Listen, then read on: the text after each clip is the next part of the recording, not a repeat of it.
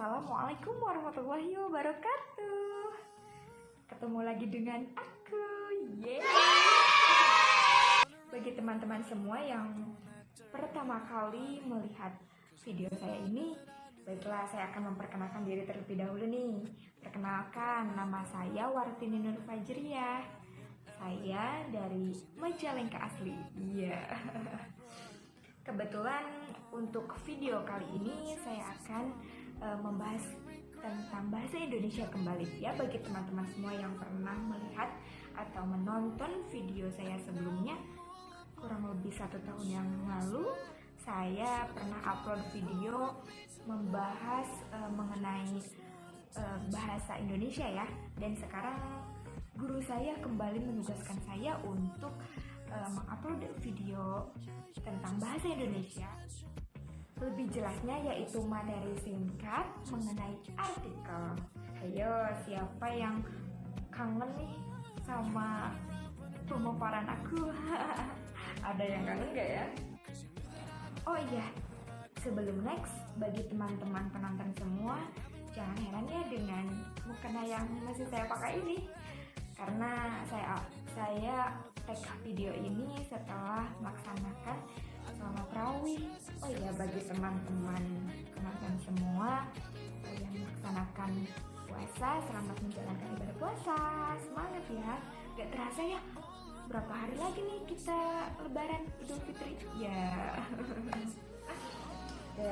Untuk mengefisienkan waktu, marilah kita langsung saja ke video ringkasan materi mengenai artikel tersebut ya. Mohon untuk disimak baik-baik teman-teman. Bye. Pengertian artikel. Artikel merupakan jenis tulisan yang berisi pendapat, gagasan, pikiran, atau kritik terhadap persoalan yang berkembang di masyarakat. Biasanya ditulis dengan bahasa ilmiah populer.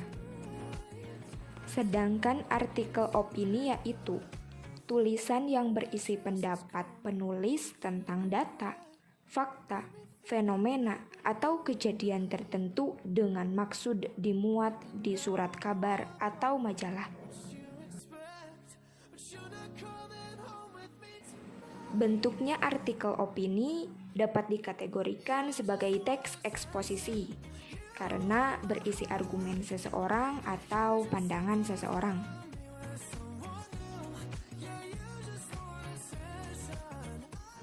Ciri-ciri artikel.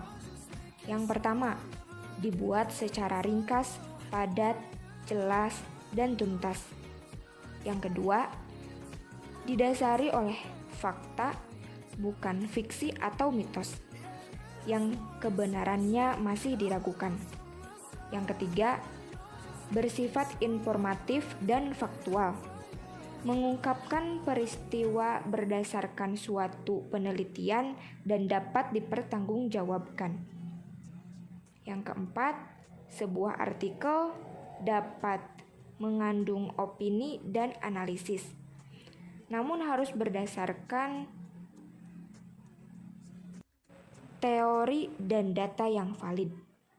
Yang kelima, menggunakan bahasa baku atau resmi, serta kalimat yang lugas, logis, denotatif, dan efektif. Yang keenam, metode penulisan artikel dibuat secara sistematis sehingga pembaca dapat mengerti isinya dengan mudah.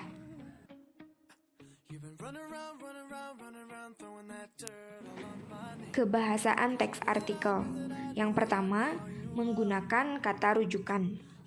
Kata rujukan adalah kata ganti yang menunjuk pada kata lain yang telah digunakan sebelumnya sebagai pengganti dari kata aslinya. Dibagi menjadi 3. Yang pertama, kata rujukan benda. Contohnya ini, itu, tersebut. Yang kedua, kata rujukan tempat. Contohnya di sini, di sana, di situ.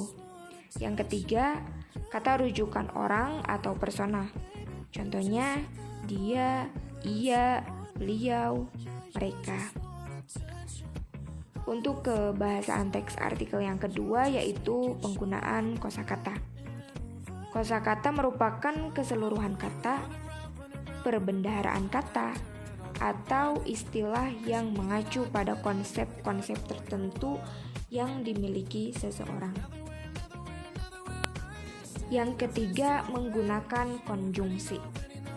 Konjungsi merupakan sebuah kata yang digunakan untuk menghubungkan sebuah kata, frasa, kalimat, atau klausa.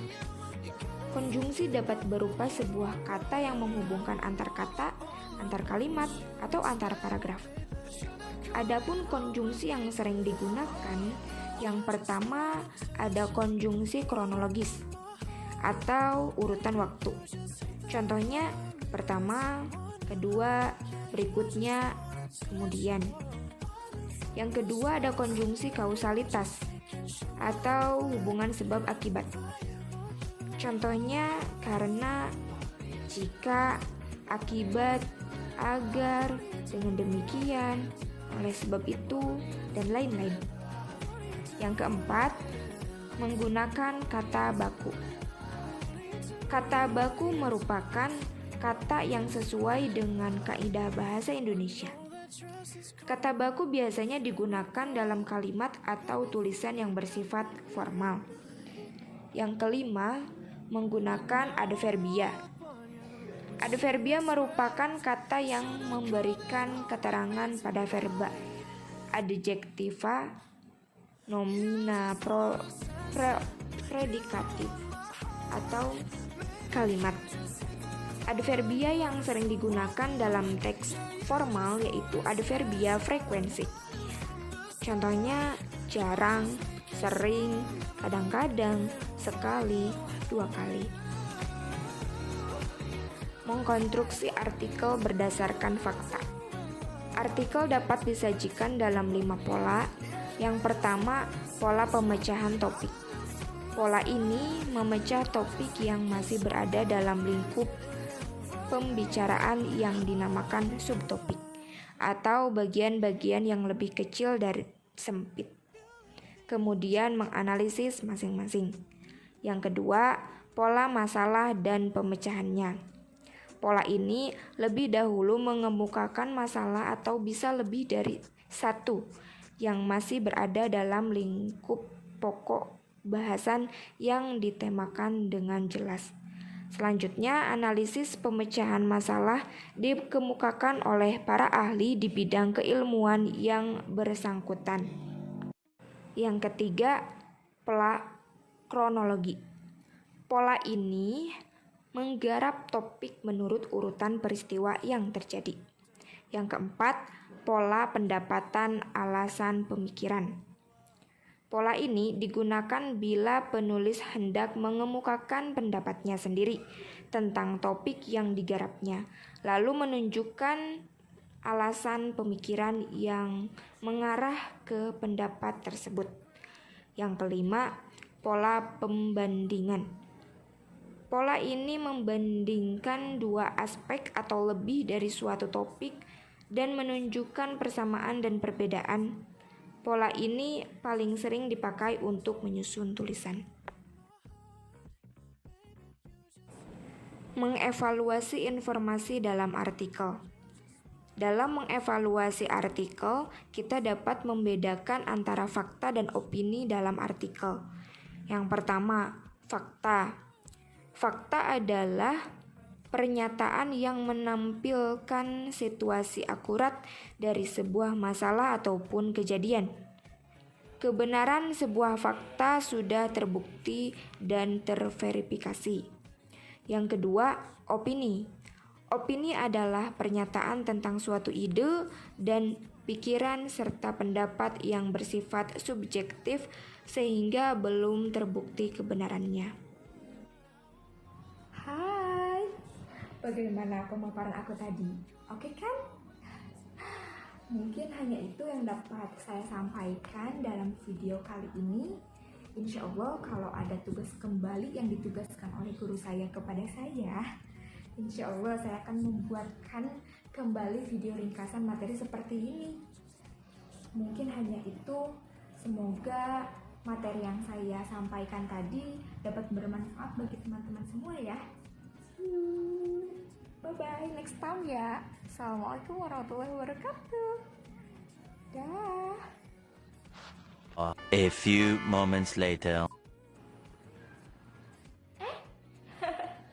Ada satu informasi yang belum saya sampaikan kepada kalian, bahwa saya masih siswa SMK Bangkit Indonesia Talaga.